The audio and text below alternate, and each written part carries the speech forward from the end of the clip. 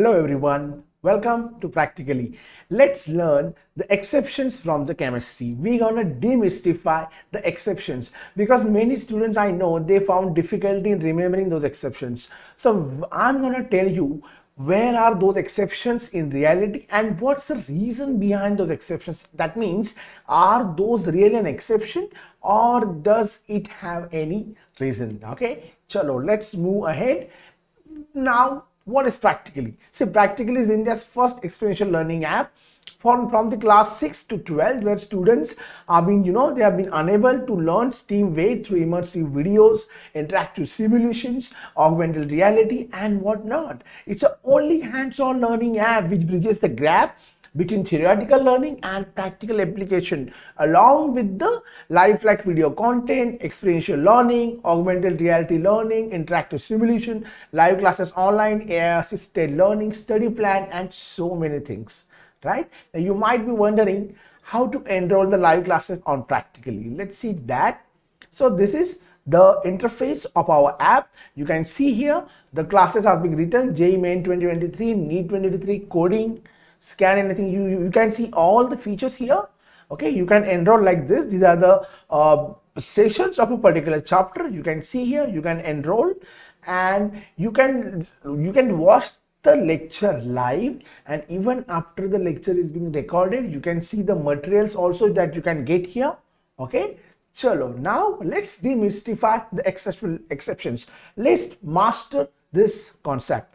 Now, see, we are going to run 5 modules on this exception. The first one is ionization enthalpy. We're going to demystify an exception in trains of ionization enthalpy. Then we're going to run same for the electron gain enthalpy. Then we're going to see the abnormality in the acidity, basicity, order, stability of compounds and organic reactions. Okay, that is how we're going to carry it. Firstly, we're going to see that the exception in trains in ionization enthalpy. Let's begin. So what is ionization enthalpy? See, you might understand from its name that it is ionization, right? It is an what? Ionization. Now, what is meant by ionization? It is the formation of either a cation or an anion. In this case, we're going to talk about a formation of a cation. That means we are actually removing the electron from an valence shell, of an isolated gaseous atom or an ion. Now, whenever you are removing electron from the valence shell of an isolated gaseous atom or ion, it is obvious that you require the energy, because you need to remember that in chemistry, even if you are breaking anything, whatever you are breaking, the breaking of anything is always an endothermic process. You need to provide the heat to the system. And whenever you're forming something, it always releases the energy. What are you doing here? See, if this is your cation, okay, and suppose this is your shell, this is your first shell, second shell, and if this is your third shell, and suppose if your electron is revolving somewhere in this orbit. So if you are removing this electron, we know that there is a force of attraction between the nuclear charge of an electron and the electron, right? Because your electron is having a negative charge and nuclear charge is creating what? It's a positive charge. So there is a Coulombic force of attraction between them. So whenever you are removing the electron, that means you are doing what? You are actually breaking that Coulombic force of attraction between the nucleus, or I would say between the nuclear charge and the electron. So when you're breaking that, it is obvious that it would be accompanied with absorption of an energy. That means ionization enthalpy is what? It's an endothermic process. And if you want to hear the complete definition, what is it? It is the energy required to remove an electron from the valence shell of an isolated gaseous atom or an ion. That is what the ionization enthalpy's definition is all about. Now, that's the definition. Now, what's the trend? See, ionization enthalpy is connected. As far as the publication, the different kind of books and publications are concerned, the trend of ionization enthalpy goes like that. See, ionization enthalpy is inversely proportional to the size. It is inversely proportional to the size. How? How? See, this is your nucleus, suppose. This is your first shell. This is second shell. And then you have another system. Nucleus, first shell, second shell, and third shell. Okay. And now you are having electrons, suppose here and here. Now you can see here you have a short distance, here you have a long distance. Now as the distance between the nucleus and electron increases, the force of attraction between them, what? That will decrease, because the force of attraction is inversely proportional to the distance between the opposite charges. Larger the distance, smaller is the attraction, and it will be easier for them to remove the electron from there. So for as far as these two systems are concerned, it is easy for us to remove the electron from this second system. Why? Because the distance between the nucleus and electron here is large, so the force of attraction is less. So if the force of attraction is less, it is obvious that you will require less energy to remove this electron. As far as first system is concerned, you can see the distance between nucleus and electron is short. So if the distance is short, the force of attraction would be between them would be very, very strong. And in that case, you would require a very high energy to remove the electron from this first system. In and overall, the ionization enthalpy is inversely proportional to the size. And as far as size is concerned, in the periodic table, if you are talking about a periodic table, see in periodic table, when you go from left to right, now I am going to tell you all of this in only in the arrow form. So when you go from left to right, what happened?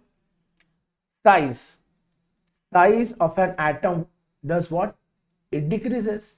When you go from left to right, size decreases. As the size decreases, the ionization enthalpy, what will happen with the ionization enthalpy? It would increase. That means the element which are present on the extreme right hand side, they would have the highest ionization enthalpy, right? That is what the trends in a period says. If you are talking about trends in a group, what happened? When you are talking about group, the top to bottom, when you go from top to bottom, what happened with the size? When you go from top to bottom, size increases. So as size increases, the ionization enthalpy would decrease, right? That is how the size follows the trend across the period and in the group, in the periodic table. And as for the size, as the size follows the trend, the ionization enthalpy follows the exact opposite trend of it. Okay, so that is what the trend of ionization enthalpy in the periodic table. But is it the way as it appears to be, or if there is some catch? Let's see. Exceptions. Now, what are the exceptions? Let me bring the very first exception here. See, if you're talking about a second group element, for example, lithium, beryllium, atomic number lithium is 3, right? Beryllium is 4 and boron is 5.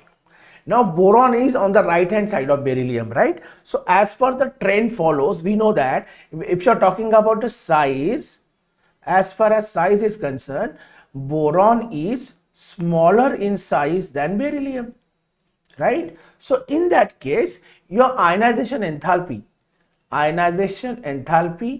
of boron should be higher than the ionization enthalpy of beryllium, isn't it? It should have been like that. But is it the way it is? No, it is not like this. In reality, ionization enthalpy of beryllium is higher than the ionization enthalpy of boron. It follows this trend. Now, why? So you know that I told you about a trend, about the size, then how the ionization enthalpy follows that trend, and in the very next slide I brought an exception in front of you. So the question is, are they really an exception, or does it have any reason? Is it an exception really, or does it have any reason? Let's find out. See, you need to understand that ionization enthalpy follows the size wala trend, no problem, but you also need to consider the electronic configuration. See, if I have to write the electronic configuration of beryllium, the beryllium's atomic number is 4. So its electronic configuration becomes what?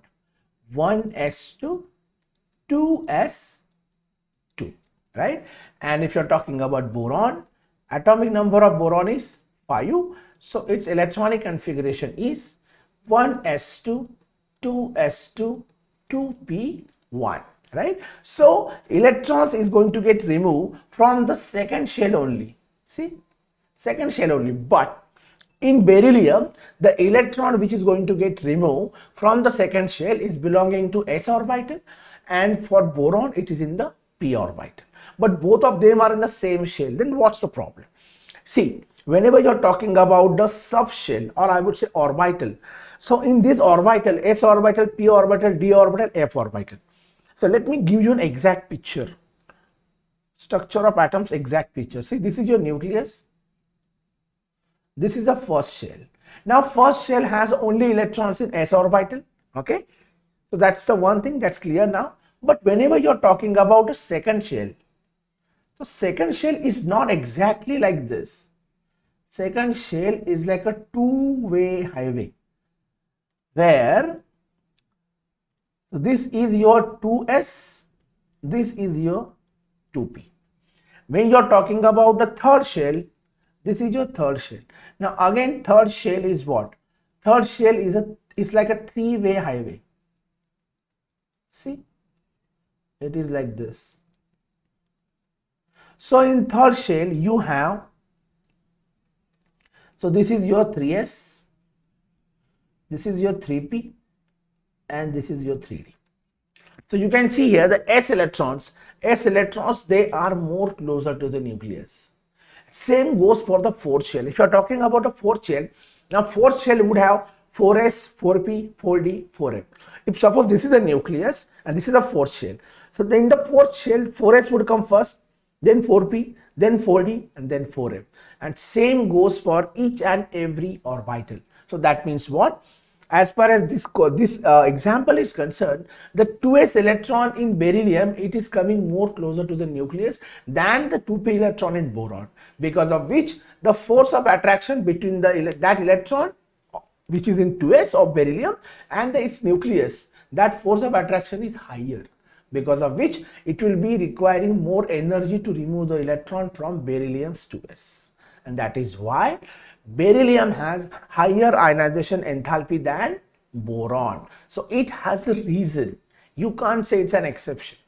Okay, exception would have been something like that. That suppose for boron it's 2p1, and then one more species is there. For example, carbon. For carbon it's 1s2, 2s2, 2p2. Now carbon size is smaller than boron, right? But still boron has a higher higher ionization enthalpy. Then you would have said it's an exception. But here you have a reason, so you can't say it's an exception. Got it? Now let's see one more exception. See, in the p block, we know the elements are boron, carbon, nitrogen, phosphorus, nitrogen, oxygen, fluorine, and neon, just like that. So, and electrons, how do you feel the electrons here? So till here it is being filled like this, 1s2, 2s2, right? Now from boron onwards, how do you feel the electrons? 2p1, 2p2, 2p3, 2p4, 2p5, and 2p6.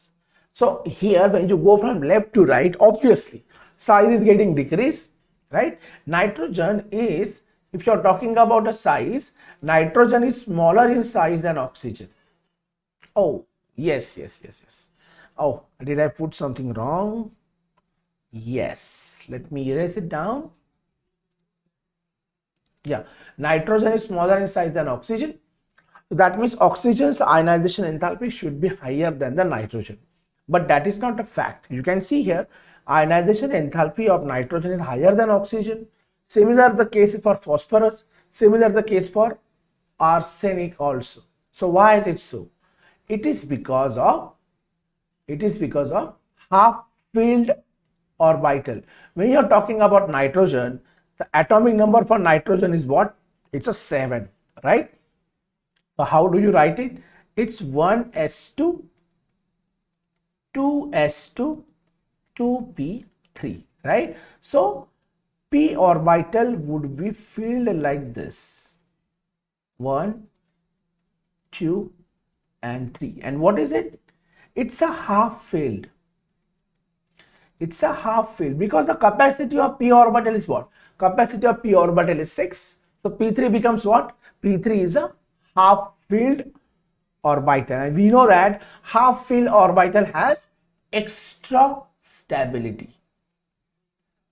That is why the ionization enthalpy of a nitrogen is higher than the oxygen. Same case goes for oxygen. 1s2, sorry, my bad. Same doesn't go for oxygen. Oxygen is what? 2p4, right? So how do you write it? 1, 2, 3, and 4. See, it's a 2p4. So it's not a half-filled orbital. So since it's not a half-filled orbital, there is no question of it being a very stable or something like that. For nitrogen, it's a half-filled orbital, and that is why it is reluctant to get away, or it is reluctant to lose that electron, because it doesn't want to go away from that extra stable half-filled orbital. And that's the reason, despite the fact that nitrogen is larger in size than the oxygen, nitrogen would have a higher ionization enthalpy. So what do you learn from here? The main funda to find out which species has higher ionization enthalpy is all about electronic configuration, as far as from first to fourth period is concerned. As far as first period, second period, third period, fourth period, till here it is completely valid. What? Electronic configuration. But again for this fifth and sixth period, the size factor dominates. Okay, so this is valid till fourth period. What valid? Electronic configuration wala thing. So finding out the electron ionization enthalpy from the electronic configuration, it's valid till the fourth period. For fifth and sixth, it again follows the regular trend, as you can see here. See, this is a trend which I was telling you. For, see, boron actually should have been on the right hand side, beryllium should have been on the left hand side, but because of electronic configuration, it's a 1s2, 2s2, and it is what? 2p1. Similarly, for magnesium, it's a 3s2. For aluminium, it's a 3p1. For calcium, it's a 4s2. For gallium, it's what? It's a 4p2. Just like that. So that is how it is following the trend. Same thing goes here. So this is valid. This is what? This is your second period, third period, fourth period. So till this fourth period, it is valid for these two groups and these two groups. Otherwise, the trend is very, very regular. And if you see the next, which is a fifth period and sixth period, this follows the complete regular trend. Okay, I hope you find this information very, very useful, because such a kind of exceptions are being asked in exam so many times, where they would ask you to arrange the given elements in the increasing or decreasing order of their ionization enthalpy. Okay, so for more information, please download the Practically app and please register yourself to see your free trial. Thank you.